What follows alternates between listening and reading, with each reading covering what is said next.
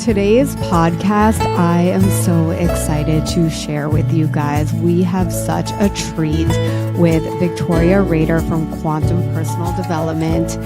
We had a little bit of technical difficulties on this podcast. I had a mic issue and it didn't pick up any of my sounds. So if it sounds a little meshed together, that is why. But I'm really excited to share this podcast with you. Victoria shared her insights on the law of creation and its key parts. So awareness, alignment, action, abundance. We explored how to use the universal laws for personal growth and to manifest anything that you want, any desired reality. We also discussed the balance between fear and desire, the power of magnetism, and the art of giving and receiving. This episode is full of practical tips, like get your notebook out. It is so inspiring and so incredible. And this will just align your energy with your goals. It's going to help you recognize and overcome your blocks while also embracing abundance. Victoria and I look forward to guiding you on this inspiring journey of self-mastery. We'll show you how to tap into these universal laws and create a life full of purpose and passion.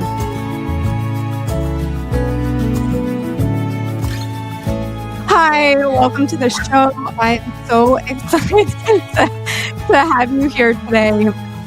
I know you love all things subconscious mind, coaching. You have something called the SMT that really helps people elevate their business to their next level. I am just so excited to hear all the good about what you do, how you show up, and how you serve. Welcome to the show. How are you today? It's exciting to be here with you today, Caryn. Just even the pre-talk we had and stuff like that. I'm excited for a really good conversation. Beautiful, beautiful. So let's dive into a little bit of the subconscious mind, if you're open to it. And I know you have you have a scientifically backed SMT methodology, and I can't wait to hear about it. But I want to know what it is, number one, and how did you come up with this method? Like, what happened that you were like, okay, I have to create this because I need something to change? I kind of wish it was something like that because that would have been easier.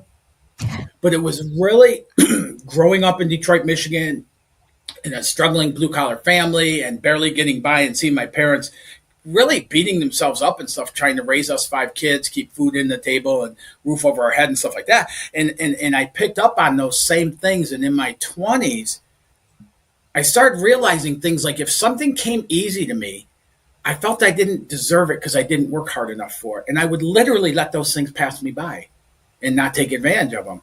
And that started out, that and a couple other things happening like accumulated that whole thing. And it's like, man, I'm wrong. There's something about me that's not right. And I became a student of the works I do today. So it's been like 3 decades plus that I've been a student of these works and such. And I've really been the guinea pig of the entire SMT method because I just set out on this pathway that I felt something in my heart told me I didn't have to live the way my parents did. But everything inside of me lent me to repeat those same patterns, those same behaviors that they lived through. And I couldn't figure out what that was. And on that journey, trying multiple avenues for years of things and trying things like, The Secret and such, when that came out way back in the day, and I had the the VHS because I'm that old. And then I had a study book and something else I got for it stuff. And I dove into anything I could come up across to try to change that. And I felt better, but my results didn't change. And then I got into corporate America and I never wanted to be in sales. And I got hired into a company and then they moved me very quickly into sales based on my personality tests and stuff. And I struggled for years trying to make a mark in sales. And I'd see these people that were landing these huge contracts over and over and over. And here I find myself traveling 3,000 to 5,000 miles a week, every week, and adding minimal to the revenue channel based on what I was bringing in. I just, again, continued to try to figure out why and stuff like that. So then I would try coaching programs and and different, self-study books, self-study programs. I would take books, Caryn, and literally make an experience. Like I'd read through them one time, and then I'd start making experiments out of it and trying to do it. And I felt better. I learned a lot, but it never changed my results. And then I stumbled upon some books that talked about the subconscious mind and what that is and how it works and how that's what triggers our brain waves to the actions we take or don't take and things like that. So I started looking more into that. And then as I looked deeper into it, I started realizing I'm not the guy to pick out my programming because I don't know it. I learned that we live through that programming unconsciously. So we're not even aware that we're living through that. So then I started leaning into people who specialize in that area that could help me. And within a couple years of there, I started seeing dramatic changes in my life. I started going from the 3,000 to 5,000 miles a week and landing, minimal results to landing contracts at $18 million, $22 million. The largest I've ever received was a $25 million year-over-year contract that overnight took an organization from a $50 to a $75 million organization. So then as I started understanding these principles and started utilizing them in my own life and started seeing really huge changes beyond what I even expected, then I started getting promoted up the lines of corporate America up to a vice president of sales. And I would utilize those tools in no organized fashion with my sales teams. And I could start seeing my sales team, the people in that middle, start elevating up to top producers within my team. And then later on, I helped organizations. And now I'm starting to understand this stuff and everything. So now I'm starting to go outside of my company and help people and start doing this. And I have multiple certifications into the coaching and the different avenues and subconscious mindset and things like that. And then as I started, more people started coming to me. It was like they started showing up. Hey, I heard what you did here. Or somebody that was on my team that elevated. I found somebody, knew somebody, and then they came to me and stuff. And in that process, the SMT method was formed without my permission. Like it just came about as a result into what the way it exists today. It just, the whole thing kind of unfolded into that. And then I got to a point of going, man, to be a vice president of sales, you have to lead your sales team. But you also have to do the forecasting. You have to know your competition. You have to figure out new markets. You have to figure out open areas in the market. And it's so much stuff. And I didn't care so much about that stuff. My passion was helping people elevate their life. And so at one point, I just resigned and I walked away and I started my company, IFGT Coaching Consulting. And since then, I've just been building it up and it's growing and people are coming. And I mean, the results people are having are even way beyond what I achieved through it. And it's so amazing to see those doorway open. Wow, what an incredible story. I want to unpack a couple of things that you said there because I think everyone listening is like, I want to do that too. Yeah. Who doesn't want to scale and make more sales and feel confident in what they're doing and how they're doing it? A couple of things I heard was the awareness, right? It's like we're so programmed from 0 to 7, right? That's our childhood programming. We're so programmed that anything after 7 years old is kind of what is projected into our adult life and how we run our programming. So with that programming, you said you recognized a bunch of patterns that kept happening. And I want to dive a little deeper into those patterns and how did you actually figure out the pattern? Because all of us have patterns, but the first step is awareness, right? It's what is the awareness? There's 3 stages, right? There's, I don't have any blocks. I'm fine. My life, good to go. Second is, oh my God, I have so many blocks. I can't, what am I going to do? And the third thing is, how can I use these blocks in order to move forward and move the needle in my life or business? So I'm curious, okay, how did you discover the pattern? Like, what was the pattern? And then what did you do to actually change that pattern before we get into your methodology? No, that's great. And there's actually a 4th block. Okay. The fourth block is I can't seem to get where I want to go. So it has to be the outside influences. It has to be the state of the economy. It has to be that money's tight. It has to be competition. It has to be these things where we become like a victim of the life we're living and we don't have any control there. That's the fourth one. Yeah, just outsourcing blame to everyone else but you. Yeah. I Yes. absolutely love that. Yes. Yes. So that's the fourth one. And most of the time we can't identify our blocks. I started working with a guy probably about 8-9 years ago now. And we were talking about this. He goes, I don't have any blocks. I don't have anything like that. And I go, really? And he goes, yeah. So just off the top of my head, I go, okay, here's what I want you to do. Tomorrow morning when you're showering, I want you to take your shampoo and I want you to lather it 12 times and then be done and rinse. Caryn, he called me the next day and he called me a bad word. And he said I couldn't do it. I stopped at 12. I started to rinse and it just drove me crazy. I had to do my normal pattern on that. And we have these patterns. We have this programming within us. It's not our fault. If you were raised by my parents, you have different programming than if you're, like Donald Trump's children. You know what I mean? There's just different programming there and stuff. But we have the programming we have, and it's not our fault. But that programming runs so much more of our lives than we give it credit to. So the whole SMT method is geared to start right from day one, start bumping up against that programming so we can identify it. And then it has the tools to quickly shift that to open up the doors immediately then to greater possibilities, greater potential, greater opportunities to start experiencing in our life. Amazing. Okay, so take me through this. This sometimes is true for me. Imposter syndrome, right? This is a block that I've been working through, nourishing myself, self-compassion, all the things, right? So let's say I want to go through two different ways. One where you're like, I don't know I have any blocks, which I know you touched on with the guy in the taking a shower. But for the people who are like, God, I know that I have self-doubt. I know that I have imposter syndrome. I know I have these things holding me back. Take me through this method with something similar to like an internal block versus the external block. Sure. So like right now, the syndrome you talked about, the very first thing we do is we set that aside. We don't attack that. We set that aside.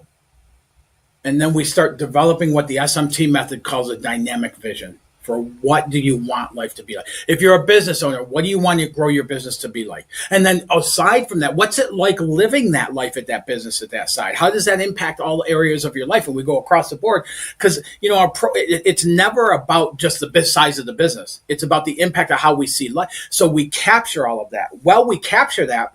We start bumping up against that programming, the things that go like, oh, come on, who do you think you are? You don't deserve that, or you're not worthy of that, or there's no way that's going to happen and we start bumping up against that stuff so we can identify it. And then, like I said, utilize the tools to shift that and then open up the door. Once we have the vision, this is key, because once we have the vision, instead of living by our situations, our circumstances, and our conditions that pop up, that a lot of times will cause us to just, go overload trying to solve all the time, they become like speed bumps. Because we're coming from the point of the vision, and these situations and circumstances are just what it looks like as that vision is unfolding. So we're redefining that. Ultimately, what we have to do is we want to change our results. The only way we can change our results is we have to change our perceptions. The only true way to permanently change our perceptions is we have to shift that programming.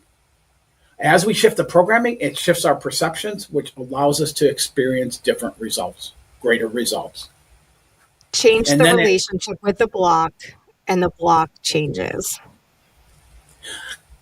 Replace the block with a more powerful programming. Can I challenge you on that? I'd love for you to. Okay. So I think, in my biased opinion, that blocks are actually here to serve us in a way, right? Beautiful. It's okay. So if I have self-doubt or imposter syndrome, right, there's a fear that's usually mixed with it. And so it's like, oh my God, if I am seen and I put myself out there, I might be rejected. So it's, in a way, the block or the pattern is trying to serve us. And I look at it as not necessarily trying to replace it or get rid of it, but using it as a stepping stone to really get to the vision and get to the dream that we fully desire. Why? Why do we want the dream? We want the dream because we want to feel a certain way.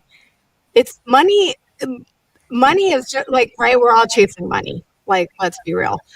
Money, it's not the money that brings us happiness. It's what money gives us: the freedom, the control, the peace, right? All becomes this inner, we're all chasing this inner feeling. So my thoughts are not just like get rid of the block, acknowledge it, acknowledge, oh, imposter syndrome, oh, self-doubt, you're here? Okay, let's just presence you and let all parts of you be here with us now and nourish that part and learn how to use it. Oh, you're just trying to keep me safe, right? We all want safety, freedom, control, love, right? Those are most of our deeper desires. Yeah, we're not arguing this point because we're coming from the same place. Yeah. So remember what I said is the SMT method is geared so we bump up against that programming that's causing limitation, causing whatever it is we don't want, things like that, right? As we identify that programming, another way I talk about this with and work with this with my clients is we have to, the discontent, the only purpose of the discontent, it's not to hold us down, it's not to keep us from, it's not to do any of that stuff. The purpose of it is to help us grow into that other side. We feel bothered and things like that for the things happening like that, right? And so when we get sick and tired of being sick and tired, then we're ready to do something about it. Now all of a sudden, the emotional energy in that discontent is really what charges us up to go the other side. So what we look at is, so kind of combining the two, right? We identify the pattern of what's going on. And then we shift that pattern, and really what we're doing is we're taking from the discontent and looking at what do we want. You mentioned that about, let's be real, everyone's chasing money. I got to be totally honest with you and tell you, I don't chase money, it chases me now. My clients don't chase money, it chases them now. So there is that other side. But here's one of the things. Remember we talked about the 3 patterns and I put the 4th one in. The person who's a victim that blames the outside situation. And I don't mean it like a disrespectful thing about that or anything. It just is. We're blaming things outside of our own control, which means we don't have any control in it. Some of those people will get so embedded in their outside situations. For a long time, I was like, man, this is where I grew up, so this is my lot in life. I guess my life is I'm going to work with my hands like all my teachers told me instead of my head. But I was able to break through that stuff. But for a long time, I bought into that programming, and that was my truth. And nobody could do anything about that. So when I meet a client that's in that place of that victim and the outside situations, sometimes people are so ingrained in there, I can't help them. What I can do, though, is somebody who's in that place that I say, could there be a way for you to achieve more of the results of what you want? If they say yes to that, then I can help that person. But somebody that says, nope, not unless the economy changes, not unless something outside me, whatever it is happens, I can't do anything for that person. So I always talk to people about beginner mindset and stuff, and I won't go into that. But yeah, you and I are saying the same thing. There's power in our discontents, and that power is to help us go to that other side of what do we want. But what happens is our programming is so instilled within us, and it happens unconsciously. We just live by it. And so we don't ever challenge that. We just feel like that's our lot in life. Or we hear people talk all the time, anytime they get extra money, something comes up to take it. And they experience that in their life. They don't have to, but that programming sets it, and then they follow that. So that's what they continue to repeat seeing in their life. It's true. It's like we create this financial like just jumping around a little bit, we create this financial thermostat of, okay, this is like my programming, this is my comfort zone. And okay, if I had a phenomenal month this month, Yes. then that next month I have to do less. So that way it's an unconscious programming, but it's like we want to stick to this financial thermostat. So it's like, Yeah. wait a minute, let's have the vision, right, of having the higher financial thermostat or anything. It doesn't have to be financial, it Right. could be anything you want It's in a your good one to life, use, right? though. Right. So it's like, oh, okay, wait, how do I go and raise the actual thermostat versus, like jumping around so it just keeps going in that middle level or at that thermostat. So let's touch on that. Like, Okay. Yeah. I want to raise my thermostat. Ready, Yeah. go. And the way we do that is developing that dynamic vision. Because when any of my clients that I've had are developing that vision, I had a client who was at 13-year high, $7.5 million revenue a year, sales, whatever, a year. They came to me and they said, I really want to go to $10 million, but it scares me. And there's all the different fears. There's the fears of having to hire people. There's the fears of this, fears of that, and everything else. So I helped them stretch that vision to $12.5 million from 10.5. And that scared the heck out of them because we don't know who we're going to be at $12.5 million. But when we have that vision and we start outlining that and opening up to that, then we start seeing ourselves in that position, living that life. So right there is the door opener to it.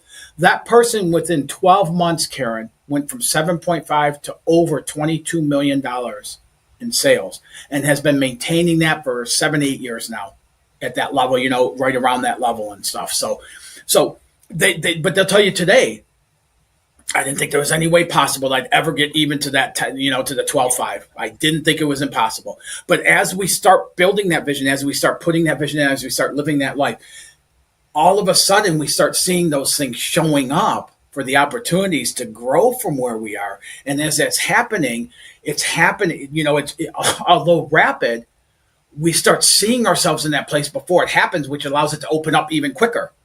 So every client I work with, they talk about whether I talk to people that $300,000 want to go to $3 million.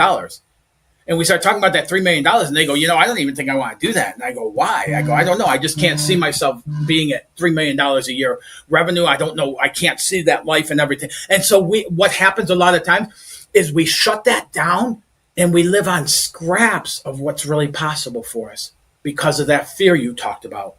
So what I do is help them start putting that vision together and putting that out where they start seeing themselves more and more living that life. As we start doing that, all of a sudden they start having these breakthroughs and things. They start having these, these opportunities show up people call it out of the blue, coincidence, whatever they call it and stuff like that. And they just start showing up to align with that because ultimately what we're doing is we're taking the conscious mind, the subconscious mind, our total mindset, and we're getting it into alignment with what we want to achieve and experience in this lifetime. Beautiful. The way I like to look at it too, just another frame of it is, who do you be at the $10 million revenue, right? Who are you? How are you showing up in your life? If you're making $10 million, what are you doing? What are you wearing? How are you breathing? How are you with your kids?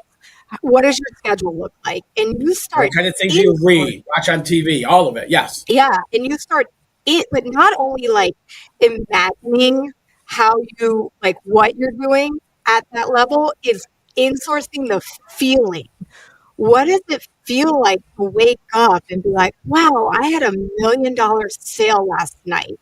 And you open your phone and or computer or whatever you're looking, your bank account, or what does that feel like? And when you get to insource what it feels like and breathe in, whether it's an expansion or a contraction, whatever that is, and just fully presence it, you're going to collapse that subconscious mind, conscious mind into the focused alignment and the aligned action, and you're going to start seeing the opportunity that Raz brain is going to start like showing you at an accelerated rate. Yes. Yes. Yes. Yeah. Yes. Exactly what you said. The reason the SMT method, the reason I call it a dynamic vision is we all know about vision boards and things like that, right? And I've done a lot of them. I know they work great for a lot of people. They just didn't for me though, which is I'll talk about in a minute, but they didn't work really for me.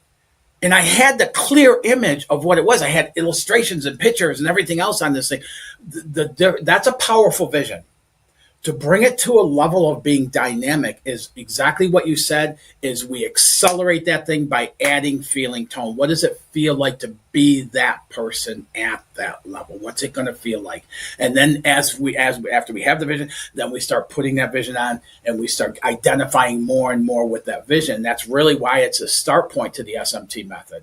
Beautiful. I love it. I mean, yeah. So for just to recap, if you want to reach your goals faster, we got to have the dynamic vision, really accelerate it and stretch the vision to what's possible. I do believe you have to believe it's more than 50% possible. Or like you said, your clients were shutting down for a minute, right? They were like, oh, $3 million, that's not possible for me. And so it wasn't believable for them. So I like to call it like a ladder. Like, let's keep climbing the ladder. And like, okay, let's say my listeners are probably more at like, I want a $1 million goal in my business, right? Like, is that believable? Like, if you're tell me if I'm wrong, tell me if you agree or disagree. But if you're like, I want a $1 million year, right? But I don't believe it's possible at all. Like, it's not even realistic. Like, even a little bit, I feel the aligned action will not happen. But if you're like, let's say you're at zero, you're at $10,000 months, right? And you want to go to $20,000 or $30,000 months, it's like, but what is really believable for you? And then stretch it. The gentleman who went from 300,000, we laid the number at $3 million. I mean, a dynamic vision is something you're going, I don't know how the heck this is going to happen. Because the other thing we do is we plan smaller steps in the process. Now, remember, I own a company that I named IFGT, which stands for It's Frickin' Go Time. So it's time to quit taking baby steps and things like that and really launch our life and get to that point to get more years living in that life. So that $3 million, he couldn't believe it as we were developing it and stuff like that. But then as we talked through it, as I started explaining what I see, he came to believe that I believed it for him before he believed it for himself. But that knowing I was believing it for him opened up that doorway for him to allow. And that's what happens with every one of my clients, the ones who have done the greatest strides are the people who stretched that beyond what they could imagine when we started. And we built into seeing that imagination and we built into seeing that happening. And by putting that vision on, by doing the different tools we do and things like that, all of a sudden now you get one success towards that. And man, it just lights up. Now you're on your way. When the SMT method, you look to get an early success towards that vision. Beautiful. I love it. And as a coach, right, I do coaching as well. And it's really the power of seeing what they're capable of and believing in them so that they can believe in themselves. And when I'm coaching, I make sure that I can get them the result, which I'm sure you are the same way. It's like, no, it's go time. Let's go. I see you. You're at 300,000. No, 3 million. That's your jam. Let's go. Let's do it. We're getting there. Here's what you're going to do. Here's a roadmap. Here's how we're going to do it. But we're going to clear some shit on the way, right? We're going to remove those blocks or use them as stepping stones to really get where we want to do, because 80% of it is inner. It's inner, like clearing the inner stuff, getting out of your own head. At least 80%. Yes. Yeah. Higher. One of the things I do when I work with a business owner, somebody who's been in business, this gentleman that had the $300,000 business went to $3 million in a year. When we first started working together, the first thing I had to do was get him to throttle back a little bit. And this is something else I want to mention about the SMT, because anybody who's looking for assistance doing this and stuff, I've tried all of the one size fit all. I've tried the do what I, if you want what I have, do what I did type of things. And none of those ever worked for me. So in developing the SMT, and the way it worked for me is I had to come up with my unique pathway to it. And so the SMT method is designed for the uniqueness of every individual based on their desires, based on their programming, based on, all of that stuff. So every person has a unique journey throughout it based on them. So I don't give people A, B, and C to get to D. I take them on this journey and they get to identify what is their A, B, and C that gets them to D. Yeah, because everyone's programming is different. Yeah. So we're all uniquely in our own wholeness and how we're going to show up and right. And people have different ways of the way they like to work and show up and feel lit up, right? Like if you're lit up, you're going to keep moving. I don't know if you know much about human design, but in human design, I'm a generator. And as a generator, if I'm lit up, I can keep working for hours and hours and hours and not eat. And it doesn't matter. I don't care because I'm so excited and I'm so lit up. And right. So some people are that way. And then we have manifesting generators who are like, I want to do all the things, but I want to do them faster and I want to find the shortcuts. And then we have the manifestors who just have the ideas, but they don't want to do the work. And then we have the projectors, who need naps and want to coach and go inward and really see you. And then there's reflectors, which is really rare, but they're kind of like a group. They kind of like hold a community together and reflect back everyone else's kind of where they are.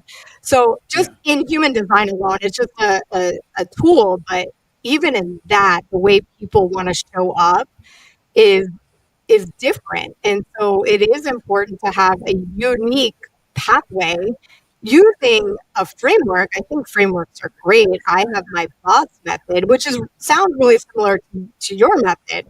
It's like believing what's possible, then overcoming the blocks, right? And then having some strategy and then sustaining it, right? Keep it simple, right? Simple, sexy, like we talked about before. Yeah. So with your framework, okay, so we talked about the S. What does the S stand for? I know it's a dynamic vision, but is it subconscious mind? Subconscious mindset training. Okay. So before I do that, I want to jump back to something because I was talking about that gentleman with the 300,000 $3 million. And one of the first things I had to do as we're developing that vision is I had to get him to slow down a little bit because one of the common programming things I see is we are, especially in the United States, is we are conditioned to massive actions, exhaustive efforts. You got to trade off your life to get things. If it's not working, put more effort into it and this and that and everything else. And what that does is it shuts off the flow of us seeing how things can come about easier and quicker as we do that. So I have to get people to throttle back, and developing that vision is a good time to do that. And then all of a sudden they start seeing an opportunity, because when I tell them opportunities are coming by us all day long, but when we're doing 150 miles an hour, we don't see them because we're so locked in on that massive efforts and stuff. So that right there is a common programming shift that I have to make with my clients. We throttle back a little. So I like to call it the dance, right? So it's do. We're so do. But we also need to be. We need to be in our especially for like my women listeners, right? Like we need to be in the feminine and allow receiving to come in, because especially the way we've been programming in our society, it's like, oh, they tell you how you're supposed to be. And like for women, it's like, be the mom, be this, be that, be the business owner, and cook dinner, and clean. And it's like, wait, just be. So I like to call it do. Like, doobie. That's the programming. And you're right. We're human beings. We're not human doings. And we have to do things in order to achieve the results that we want to achieve. And so, but they don't have to be exhaustive or massive. They don't have to tear us down or pull us away from family or any of the things that, so many of us, and most of the people following those processes never achieve anywhere near what they truly desire to achieve. Because of exhaustion, burnout, and things step in. Yeah. And if it's not happening fast enough, what happens? People give up. They're like, well, this isn't meant for me. Or they try harder and it still doesn't work because there's Yeah. something subconsciously going on that is causing them not to feel worthy, right? It always comes back to like a worthiness issue of, oh, well, I'm not worthy, or I don't like this word, but deserving of XYZ. So therefore, I'm going to keep myself at that thermostat that doesn't let me go beyond it. And we Yes. can't And see one of the beyond the things line. you just touched on something. I'm sorry, we're kind of jumping, but that was Yeah, perfect yeah. because one of the Not things at we all. do right after, I know, I love it. Right after we get that dynamic vision, the very next thing we do is going to look at that vision. Is that vision worthy of me? Is it worthy of my time and my energy and my excitement and whatever else I put into it? Is it worthy of me? And that right there starts bumping on that programming right away and hard because we're not used to looking at things like that. We're used to looking, am I worthy of that? But that's not really the question we should be asking. Is it worthy of me? That's where we start making some big shifts and stuff. And then you asked about the next step. The next step after we got the vision, we're putting the vision out, we're moving into it, we're starting to see some things opening up and such. And then what we do is we move into developing systems of accelerating habits. And what it is, I talk to so many salespeople and they say, well, this is what I have to do. These are the things I have to do. And you ever see somebody do a social media live and you can tell they can't stand doing it, Caryn? Yeah, I'm one of those people. I feel bad for those people. I do. And I won't watch it. Now, you ever see somebody do a live and you can tell they're at home? That's their wheelhouse.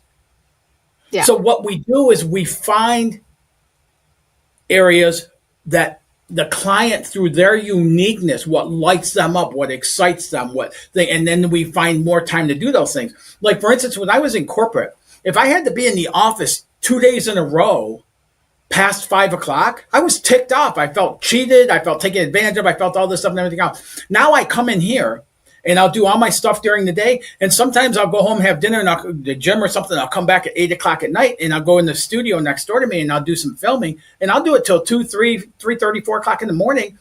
And when I get done, I'm so excited I can't sleep because it lights me up spending time doing that. And so when we start developing those systems of accelerating habits, we do it unique to the individual of what lights you up, what energizes you by doing it, not what drains you, which is a different question. We try to fight through the stuff that drains us to do it because somebody or something told us that's what we have to do in order to achieve what we want. But that's not true. So even in that, you can start seeing where the process becomes easier for my clients as they're going through this process. And as we start spending more time in those areas that light them up, they start achieving greater results from that. And they're actually doing things that are energizing them, not draining them. And just to go a little like woo here, but it's vibrations, right? It's like when somebody's high vibe or you walk into a room, you can feel it if they're You're attracted high to it. vibe versus like drained or an energy suck. And you're like, well, I'm not going near them. And yeah, Yes. just being lit up. And another thing so for any of you guys that are listening and you're like, I don't know what lights me up. Like, I don't know. One way that you can really do this is, what are your values? Think of 5 values that are important to you. Like for me, it's connection, growth, abundance, love, contribution. Those things light me up. And when I start thinking, am I living my life with those values? And once you start identifying what your values are and recognizing if you're actually living, and personal and business can be separate. Like your business can have their own values and so can your personal. Like, is your business in alignment with your values and is your personal in alignment with your values? So if you are struggling figuring out, I don't know, like, yeah, just think about what your values are. Like it could be as simple as connection. Connection is a huge one for me. I'm so lit up just talking to you, learning about what you do, learning how you help people and connecting with you. I hate technology. I love being on the podcast, but I hate all the back end stuff that comes with it, right? But I am so lit up on this call. We're already over time, and I just want to keep talking to you. So to me, that's really important. And that's just kind of a tip that you guys can take from this is just start writing out your values and writing next to them every day when you go to bed. How did I live this value out today in my life? So just a quick tip there. Can I add one thing to that? Yeah, please. Without doing something about the internal programming and trying to set my values or trying to set what things excite me to do, and it could be two totally different things, because if I'm coming from the programming, it's going to guide my thinking one way. And really, as we start shifting that programming, it opens up the doorway for us to see all kinds of possibilities we don't see when we're coming from that programming. So really getting the programming shifts in place and getting that new programming going is the ideal time, which is why it's laid out that way in the SMT, is the ideal time to then develop those systems of accelerating habits, because you're coming from your more authentic self, not programming that's no longer serving you. And I think when we're also with a vision, just circle back one more thing. Is it fear of being broke, or is it I really want abundance, right? When we're looking at the different desires too, because a lot of times it's like, well, I want abundance because I don't want to be broke. And it's a different mentality when you're coming from like the negative, which is also a subconscious programming shift of like, well, what is this really about? Is it really a fear of being alone? Or is it like, I want a loving partner, right? That's a perfect point. Because coming from that place in my own life and then helping my clients, first off, the fear is on both sides. The fear is going broke, losing everything, but also like, oh my God, who am I up here? Like, I wouldn't be able to handle that. I wouldn't be able to, things like that. So the fear is on both sides. There's a fear of failure and a fear of success that run simultaneous with each other. So there's that side of it. And so, but the other thing you talked about with that, with the vision and all that and stuff, and that side of it. Let's recap this again. So we're at dynamic vision, and we're going to clear all of this patterns and programming and unworthiness. And another piece I like to add into all of that too, which I think is a missing piece for a lot of people, is acceptance. Is wait, like, let me accept and nourish this part of me so it can move through faster, and really feel in the worthiness and the essence of what it is that I'm capable of and what I want. So we're at this dynamic vision. We're kind of percolating over the blocks and the things that are kind of getting in our way. Now we're going to sit back and we're going to see the opportunities that start showing up for us so that we can take, and like you said, it doesn't have to be massive action, just aligned, right? Like an aligned action that feels good in my body, that feels easy, that lights me up. So it's like, oh, I'm doing this, and whether it works or doesn't, it doesn't mean anything about me. And when we get into that alignment, two of our mental, our most powerful mental capabilities that we have is our imagination, which we're programmed as we're getting from, child into schools and middle school and things like that, to shut that down. Right? And then the other one is our intuition, our connected with that alignment point. When we're in alignment, how things start showing up, how actions start, like all of a sudden we're driving and all of a sudden we're getting an idea of a great creative action to take. We take that act, and so it starts opening the doorway for that to happen more regularly. So instead of a coincidence being something that happens a couple times in life, we can live by the design of that happening over and over and over and over again. And the quickest way to grow in any area, the quickest way to grow in any area is from a state of calm excitement. And when we're coming from that area, that's when we're in alignment. That's when we're coming from our imagination, intuition. All of that stuff is in alignment working. The one thing I wanted to share is when you talked about that with, people that want money, right? I come across a lot of clients and they go, I want $5 million. Okay. Why do you want $5 million? Because I don't ever want to have the fear of running out of money again.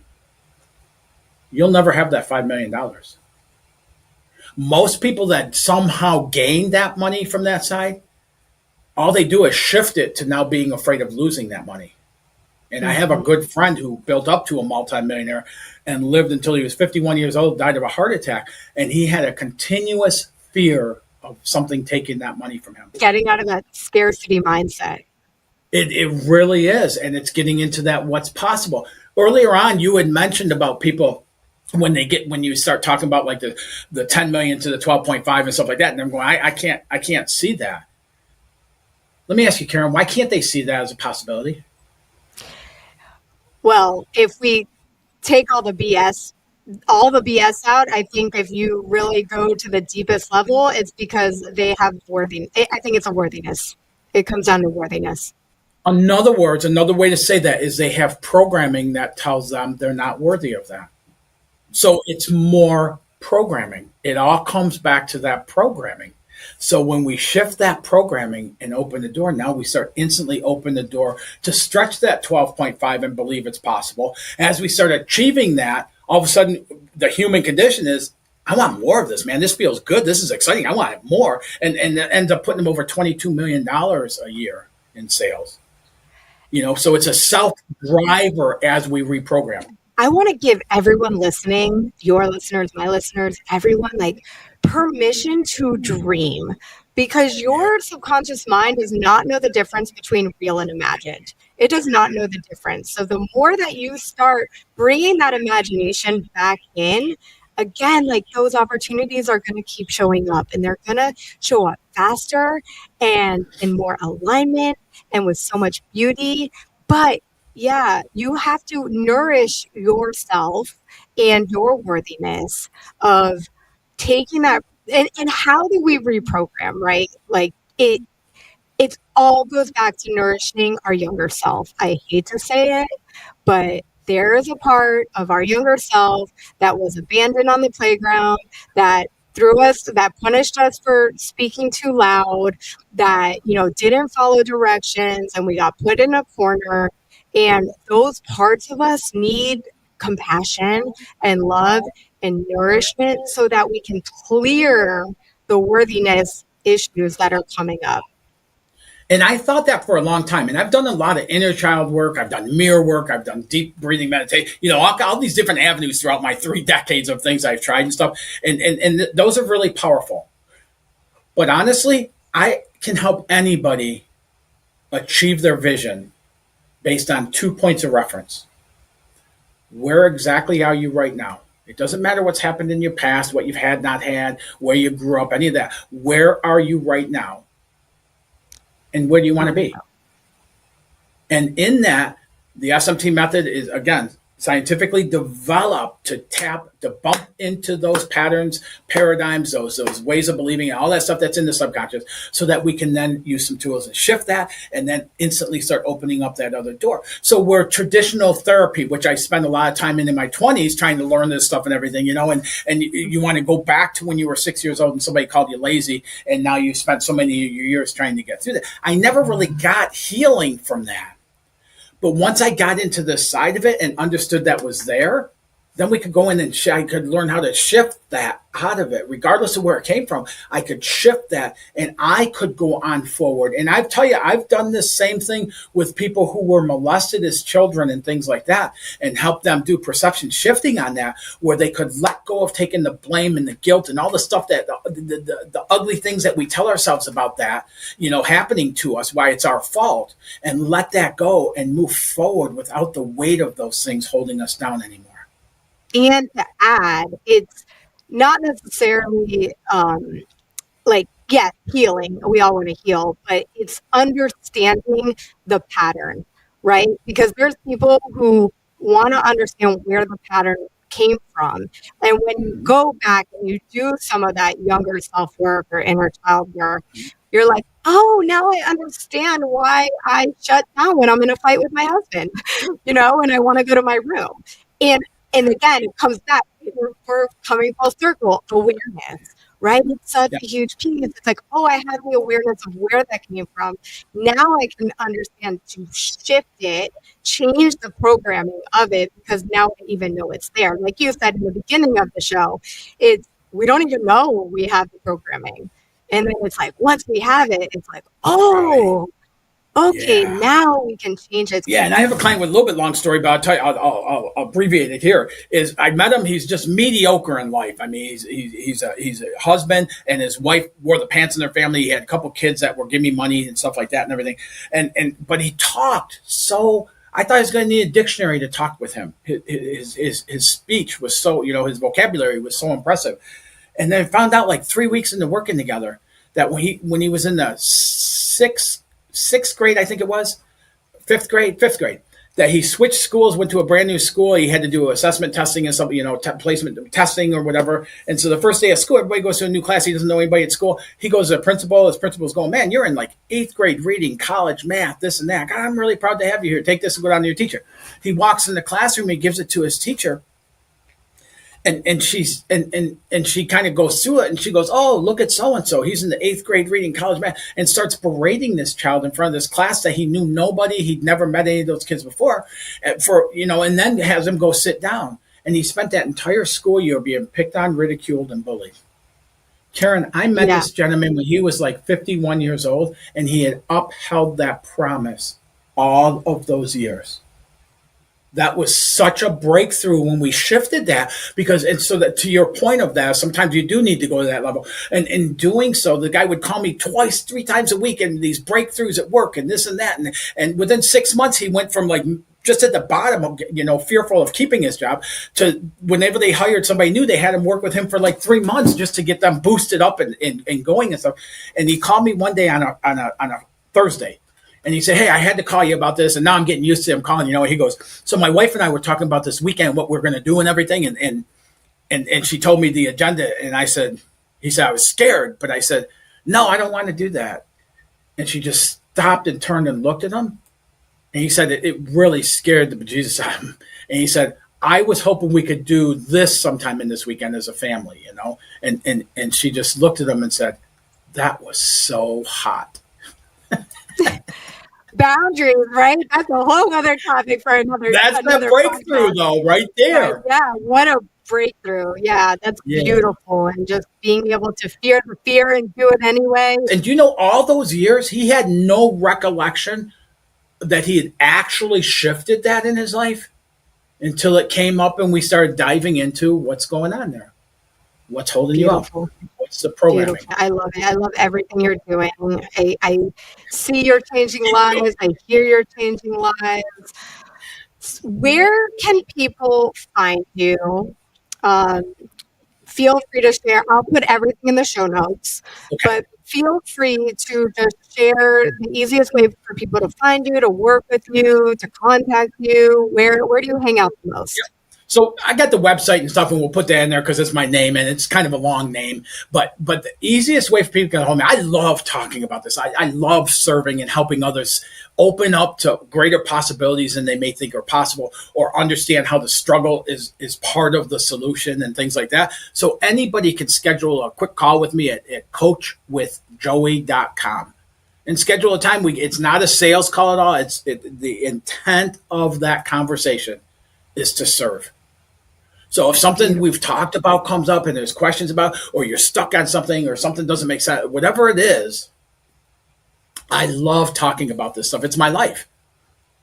Yeah, I feel your passion, and I appreciate you so much. So before we close down today, if there's one tip that you can tell our listeners that they can take away with them today to start changing their life in the next 24 hours, what would it be? What do you really want out of this life experience? So often we never even look at that. I meet so many people and I go, what do you want out of life? And they go, I don't know. What do you want out of this life experience? Every day we live is another day we don't get to repeat. It's gone. It's over. We don't get to go back to it and stuff. We have a number of days that we're on this planet. What do you really want to experience? Put all the BS stuff down and everything else. What do you want to experience in your life? Whether you think it's possible or not, what is it that you'd love to experience?